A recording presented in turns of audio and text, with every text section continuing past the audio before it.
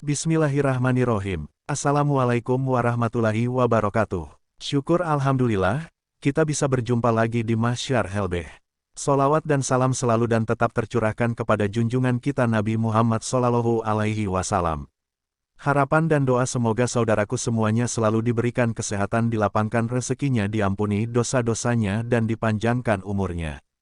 Amin ya robbal alamin. Sahabat beriman yang dirahmati Allah. Setiap manusia selalu mempunyai dosa, entah itu dosa besar atau dosa kecil, hanya saja supaya dosa yang diperbuat bisa diampuni oleh Allah Subhanahu wa Ta'ala.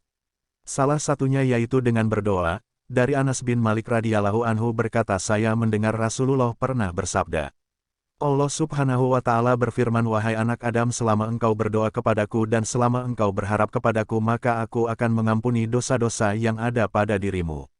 Dan aku tidak peduli wahai anak Adam kalau seandainya dosa-dosamu sangatlah banyak sampai ke awan yang ada di langit.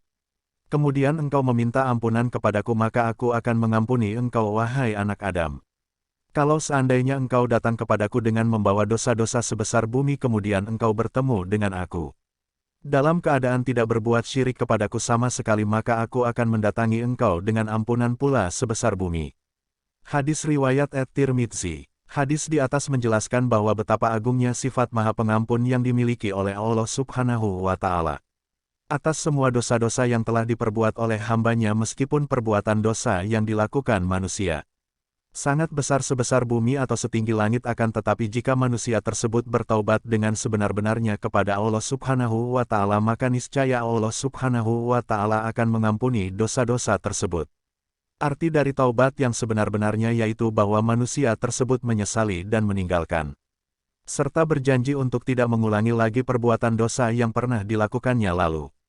Adakah dosa-dosa yang dilakukan manusia akan tetapi oleh Allah Subhanahu wa Ta'ala tidak akan mengampuni dosa-dosa tersebut? Yang pertama adalah syirik. Syirik merupakan perbuatan yang menyekutukan Allah dengan sesuatu hal lain, misalnya dengan berhala maupun makhluk-makhluk ciptaannya. Orang yang melakukan dosa syirik disebut musyrik dan digolongkan menjadi dosa yang sangat besar. Allah Subhanahu wa Ta'ala tidak akan mengampuni dosa ini sebagaimana firman Allah Subhanahu wa Ta'ala, tidak akan mengampuni dosa syirik atau mempersekutukan Allah dengan sesuatu. Dan Dia mengampuni dosa selain itu bagi siapa yang Dia kehendaki, dan barang siapa mempersekutukan sesuatu dengan Allah maka sungguh dia telah tersesat jauh sekali. Quran Surah An-Nisa ayat 116.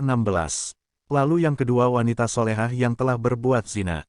Zina merupakan perbuatan bercampurnya laki-laki dan perempuan tanpa adanya ikatan pernikahan. Ini adalah dosa yang sangat besar dan sebagai hukumannya pelaku zina akan mendapatkan hukuman dari Allah Subhanahu wa Ta'ala selama mereka di dunia maupun ketika mereka berada di akhirat kelak. Lalu bagaimana jika ada seorang yang menuduh seorang wanita solehah telah melakukan perbuatan zina? Allah Subhanahu wa Ta'ala telah berfirman, dan orang-orang yang menuduh perempuan-perempuan terhormat berbuat zina kemudian itu tidak mengemukakan 4 saksi, maka hendaklah mereka didengar 80 kali deraan. Dan janganlah diterima kesaksian dari mereka selama-lamanya, itulah orang-orang fasih. Quran Surat An-Nur ayat 4. Yang ketiga, sihir. Dosa yang tidak terampuni selanjutnya adalah sihir. Sihir tergolong ke dalam perbuatan dosa yang sangat besar. Karena sihir adalah salah satu perbuatan setan dan orang-orang yang melakukannya termasuk ke dalam golongan orang kafir. Allah Subhanahu wa Ta'ala berfirman, dan mereka mengikuti apa yang dibaca oleh setan-setan pada masa kerajaan Sulaiman, dan mereka mengatakan bahwa Sulaiman itu mengerjakan sihir.